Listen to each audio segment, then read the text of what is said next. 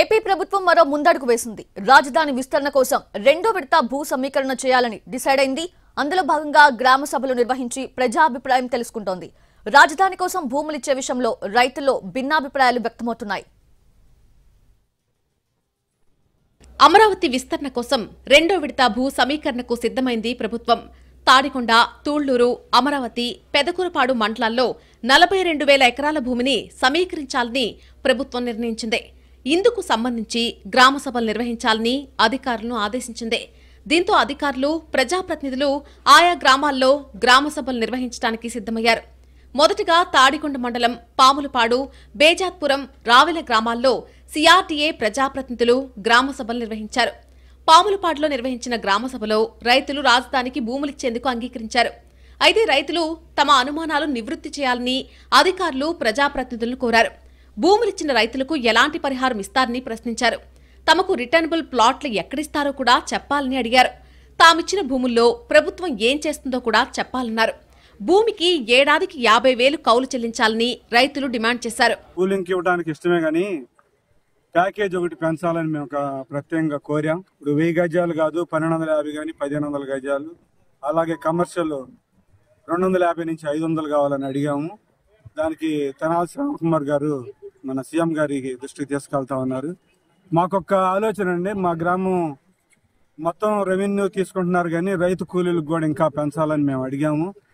అదొకటను ఇంతకుముందు తీసుకున్నట్టుగా డెవలప్మెంట్ చేయలేదు. ఏ విధంగా చేస్తారని మా రైతుల్లో కొంచెం అనుమానం ఉండవాటు వాస్తవం.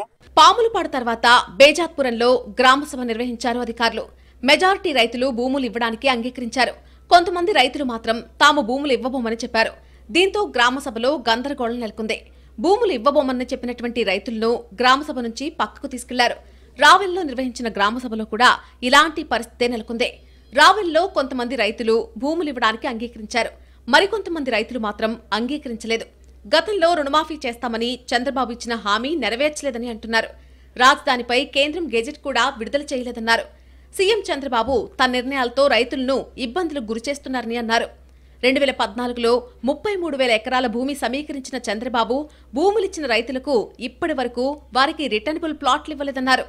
ప్రభుత్వాలు మారితే భూములిచ్చిన రైతులు అనేక ఇబ్బందులు పడుతున్నారన్నారు. రైతుల నుంచి అక్రమంగా భూములు తీసుకోవడం మంచి పద్ధతి కాదన్నారు. గతంలో భూములిచ్చిన రైతులు అనేక ఇబ్బందులు పడ్డారని గుర్తు చేశారు. రైతుల గురించి ప్రభుత్వం ఆలోచించాలని అన్నారు. రెండో విడత భూ సమీకరణ నిలుపుదల చేసి గతంలో ఇచ్చిన భూముల్లో అభివృద్ధి చేయాలని అంటున్నారు. కౌలు అనేది 30,000 అనేది కరెక్ట్ కాదండి. ఎందుకంటే అది 10 years బ్యాక్ 30,000 ఇచ్చారు. ఇవాళ కూడా 30,000 ఇస్తూ ఉంటాం, అది కరెక్ట్ కాదు. ఒక 50,000 ఇవ్వాలి. రెండోది 15 సంవత్సరాలు కౌలు ఇవ్వడానికి గవర్నమెంట్ ఒక 10 years ఉన్నదాన్ని 5 years ఎక్స్టెండ్ చేశారు. ఈ 15 years కౌలు అనేది మాకు కూడా వర్తింపజేస్తేనే బాగుంటుంది అనేది మా అభిప్రాయం. గ్రామ సభల్లో రైతులు వ్యక్తం చేస్తున్న అనుమానాలపై ప్రజాప్రతినిధులు క్లారిటీ ఇచ్చారు.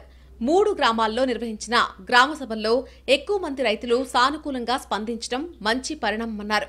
కొంతమంది రైతులు లేవనెత్తిన అనుమానాలను నివృత్తి చేశారు. రైతులు కోరిన న్యాయమైన డిమాండ్లను సీఎం చంద్రబాబు దృష్టికి తీసుకెళ్తామన్నారు. రిటర్నబుల్ ప్లాట్లు ఎక్కడిస్తారు, ప్రభుత్వం ఇచ్చే ప్లాట్లకు రుణ సౌకర్యం కల్పించడం వంటి డిమాండ్లపై ప్రభుత్వం ఆలోచిస్తుందని అన్నారు. రాజధాని ప్రాంతంలో ప్రాజెక్టులకు సరిపడా భూములు లేవన్నారు.